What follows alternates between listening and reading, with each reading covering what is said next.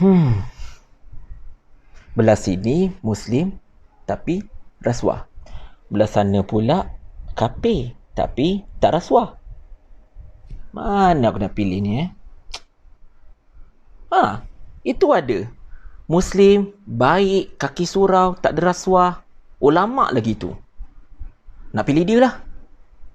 Tapi kan, puak-puak oren tu kata, cuma ada Muslim yang jahat atau kafir yang baik. Macam mana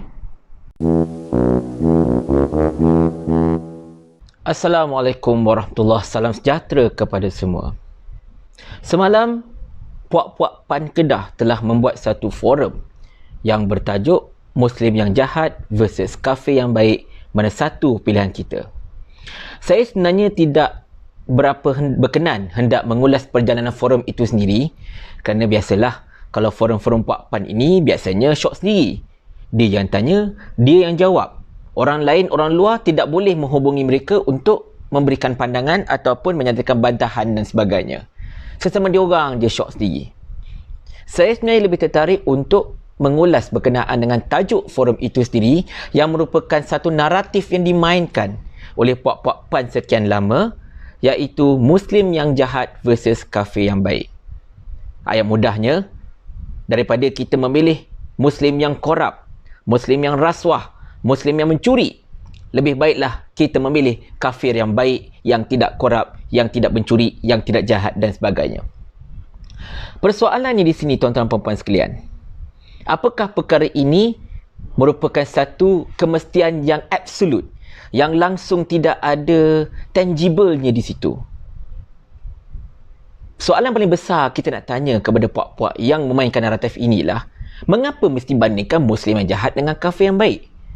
Apakah tiada langsung Muslim yang baik? Itu masalahnya.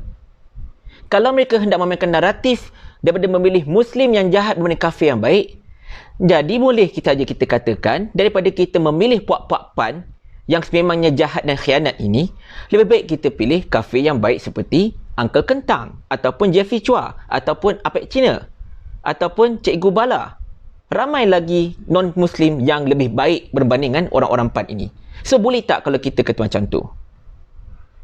Kalau kita kata macam tu depan mata diorang akan marah. Pasti diorang akan marah. Tetapi itulah naratif yang cuba dimainkan. Seolah-olah macam tidak ada lagi dah Muslim yang jujur dekat Malaysia ini, sehingga memaksa kita memilih kafir yang baik kononnya. Padahal kafir yang bagi mereka baik itu, tuan-tuan puan-puan sekalian, sebenarnya taklah baik mana pun. Kalau baik mana, tak adalah kena hadap ke mahkamah, tapi hanya dilepaskan selepas campur tangan daripada pihak-pihak tertentu. Tak adalah kafir yang baik itu melepas dan membebaskan, menarik balik banyak sangat tuduhan-tuduhan yang tak sempat masuk perbicaraan sekalipun.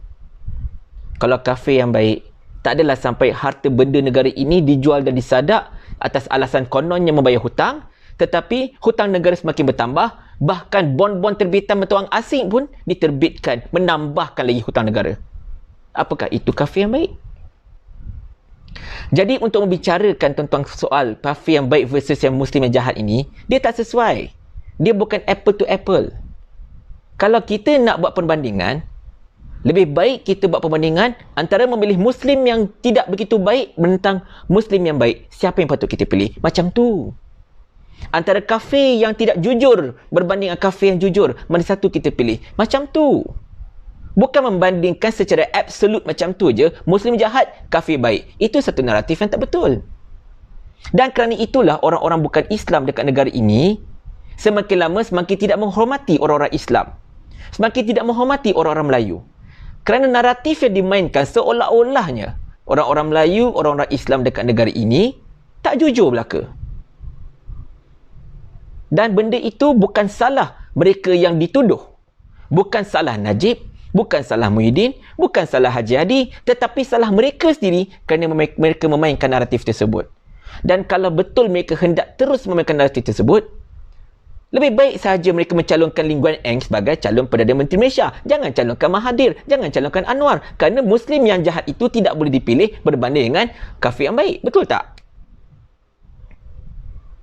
Jadi, pesan saya kepada puak-puak ini, Jangan terus memainkan satu naratif yang memberikan kesan jangka masa panjang yang tidak baik terhadap persepsi orang-orang bukan Islam terhadap orang Islam dekat negara ini. Kota Melaka tidak runtuh, tidak bocor kerana kekuatan musuh. Tetapi Kota Melaka itu berjaya ditawan kerana orang kata apa? Khianat daripada pembesar-pembesar Melaka itu sendiri. Dan inilah yang berlaku dalam negara kita sekarang. Tetapi saya faham, berbalik kepada forum itu, mereka melakukan forum tersebut kerana kata-kata Tuan Guru Haji Hadi baru-baru ini yang menyatakan bahawa baik macam mana pun orang kafir tersebut, dia akan masuk neraka. Ramai sekali yang mengamuk, ramai sekali yang mengancam, ramai sekali yang orang kata apa, tak puas hati dengan kenyataan Tuan Guru Haji Hadi tersebut. Tetapi kenyataan Tuan Guru Haji Hadi itu bukannya berdasarkan pada pandangan peribadi beliau. Sebaliknya beliau mengambil nas-nas daripada ayat Al-Quran. Sebagai contohnya, surah Al-Baqarah ayat 161 ayat 162. Sesungguhnya orang kafir dan mereka yang mati dalam kekafiran pasti mendapat laknat Allah, para malaikat dan manusia seluruhnya. Mereka kekal dalam laknat itu, tidak akan diringankan siksa terhadap mereka dan tidak perlu mereka diberikan sebarang penangguhan. Itu ayat Al-Quran. Para ulama semua telah menggariskan, bukan ulama di Malaysia, ulama-ulama dulu. Mereka semua telah menggariskan, orang kafir ini sekiranya pada waktu matinya mereka tidak mengucapkan syahadah, mereka tidak kembali kepada Allah, mereka kekal dalam kesyirikan mereka, mereka pasti akan masuk neraka. Bukan saya cakap, bukan Haji Hadi cakap, tetapi para ulama itu menafsirkan ayat dari Allah seperti itu. Dan timbul satu soalan. Kalau orang kafir itu baik, macam mana? Takkan dia masuk neraka juga? Itu dah tidak keadilan. Tuan-tuan dan puan-puan sekalian, Allah ini adalah maha mengasihani, maha penyayang terhadap makhluk-makhluknya. Jadi kalau ada orang kafir yang baik, kita ambil contoh beberapa nama, sekadar contoh. Kita ambil macam Uncle Kentang, Kuan Chi Heng. Ataupun kita ambil macam kami di Forever Living seperti Dr. Rex Morgan, seorang yang sangat-sangat baik. Adakah mereka ini selepas membantu ramai orang termasuk membantu umat Islam, mereka ini akan ke neraka juga? Jawapannya seperti yang saya sebutkan tadi. Jikalau mereka kekal dalam kekufuran, mereka akan ke neraka. Tetapi Allah itu maha belas kasihan. Para ulama berpendapat dan memberikan kenyataan, Allah akan meringankan siksaan mereka, azab mereka, dek kerana kebaikan hati nurani mereka di dunia ini. Tetapi tuan-tuan dan puan-puan sekalian, urusan akhirat ialah urusan Allah, bukan urusan kita. Kita hanya mampu untuk menyampaikan kalam Allah. Kita hanya mampu untuk menyampaikan sabda Nabi SAW. Kita tidak mampu untuk berhukum. Tuan Guru Haji Hadi tidak meletakkan hukum. Sebaliknya hanya menyatakan apa yang telah Allah nyatakan. Jadi apa yang boleh kita buat? Kita doakan orang-orang kafir ini, yang baik-baik ini. Mereka semua diberikan hidayah oleh Allah Subhanahu Wa Taala supaya sampai satu saatnya sebelum mereka menutup mata, mereka menerima Islam. Mereka mengakui Allah itu adalah Tuhan mereka dan Muhammad itu adalah Nabi mereka. Itu sahaja yang kita boleh lakukan, iaitu kita mendoakan hidayah, mendoakan taufik kepada para kafir yang baik ini. Kita tidak perlu mempertahankan para kafir ini dengan sebesar-besar pertahanan, dengan meletakkan satu naratif yang begitu dangkal, iaitu membandingkan antara kafir yang baik dengan Muslim yang jahat. Kerana tuan-tuan puan-puan sekalian, ramai lagi Muslim yang baik di Malaysia ini. Dan baik mereka ini, kita harus ukur dengan neraca agama, bukan dengan neraca dunia semata-mata.